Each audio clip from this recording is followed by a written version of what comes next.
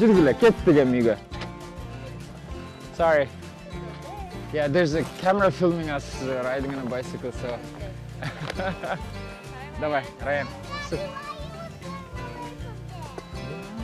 Давай, бас, кел.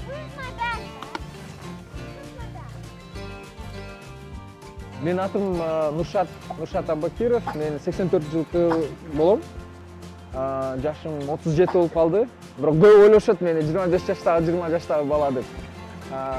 Балким ушу велосипед тээп жүрүп, ушундай дени сак болуп, жашта көрүнөт экенсиң. Велосүйүүчүмүн. Чуркаганды жакшы көрөм. Ошол Бишкектин экологиясына кайдыгер карабаган адам. Эртең менен ошол 6-7ге жакын турабыз. Шашпай тамактанып, анан кийин жарым саат калтырам да сөзсүз велосипедке.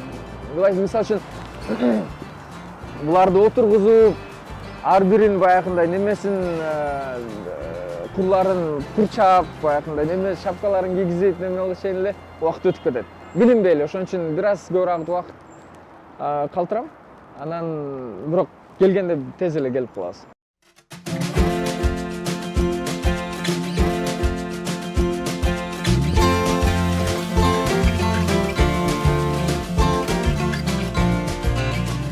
Велосипед менен балдарды ошо 1,5 жылдан бери эле ташып жүрөм. Биринчиден бул баягы ыңгайлуулуктан келип чыккан ой болду да. Мисалы үчүн ушул эле жолдо жарым саат жүрчү жолду машинада, пробкаларда, тыгында тургандан көрү, андан көрү 20 мүнөттө тез мына велодорожкада куруп калды. Ошону менен бир заматта эле жетип калабыз. Анан кийин биз машина менен деле жүрсөк болот, бирок азыркы шартта Манас проспектинде аябагандай машиналар көп, анан кийин айлана чөйрөгө деле машина аябагандай чоң зыян келтирет да. Анан кийин оюмча ушул велосипед өзүңдөн баштап тээп, баягындай күнүмдүк немеде колдонуп баштасаң, балким көбүрөөк адамдар көрүп, алар дагы чын эле Бишкекте велосипед тээсе болот турбайбы деген ой, жайлабы деген ой менен тээп жүрөм. Анын үстүнө да үчүнчү нерсе бул балдарга аябагандай велосипед менен жүргөн жагат. Алар мисалы үчүн алардын достору, ата-энеси джип менен алып кетип атса, булар эч качан баягындай эмне үчүн биз мындай немеде прицепте кетебиз, жамгырда, кышында ушундай немеде шартта жүрөбүз, балдар болсо джиптерде жүрүшөт деп эч качан мага айтышкан эмес. Анан кийин эртең менен деле сураганымда силер велосипед менен барасыңарбы, машина менен барасыңар дегенде велосипед менен барабыз дешет. Себеп дегенде велосипедте кетип аткан эки жакты карап кетишет, көп учурда ырдап кетишет, анан кийин магазиндердин жанынан токтогондо каалаган нерсесин алып, мына өзүңүздөр деле көрүп аткандай велосипедте кетип атып уктап калат.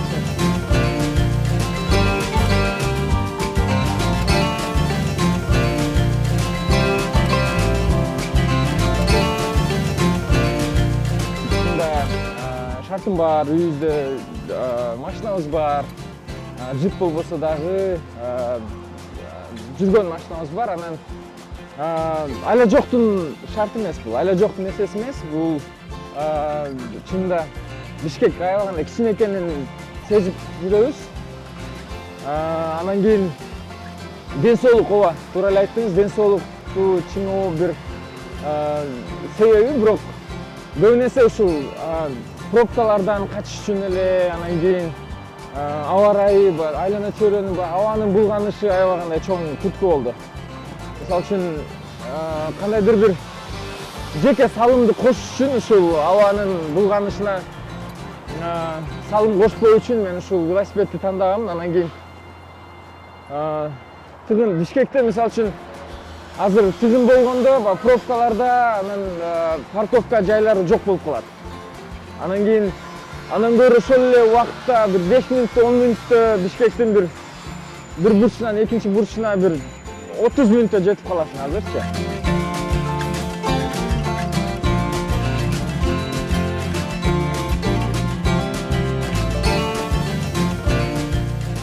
Өзүң бойдок жүргөндө тээп жибересиң жыргап эле. Анан кийин балдар пайда болгондон кийин ушул неме сиденияны алдым. Чоң улум отургузуп алып аны менен тээп жүрдүм.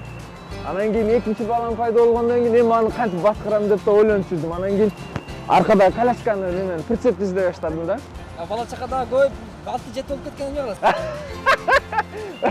Аны деле элестеткен биз поезд болуп кетебиз го депчи. Бирок эгер жол түз болуп, баягындай переходтордон бакыт түшүп, сүдүрөй турган, тепкичтерден ташыбай турган бир шарттар түзүлсө, балким андай деле кыларбыз.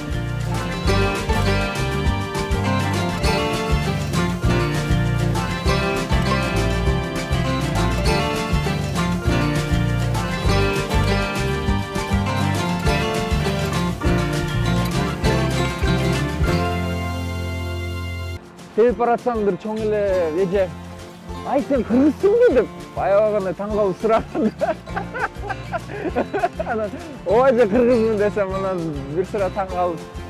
Анан дагы бир киши мени көрүп кышында болчу, кышында кетип атабыз, анан эмоцияларын кармай албай сөгүнүп жиберди. Мындай немеден эмес, жаман көрүп эмес, таң калганынан. Анан дагы бирөө мисалы үчүн көрүп, ай мен сени пицца ташып жүрөткөн деп ойлоп турмун, караса балдарың ташып жүрөп турбайсың деп.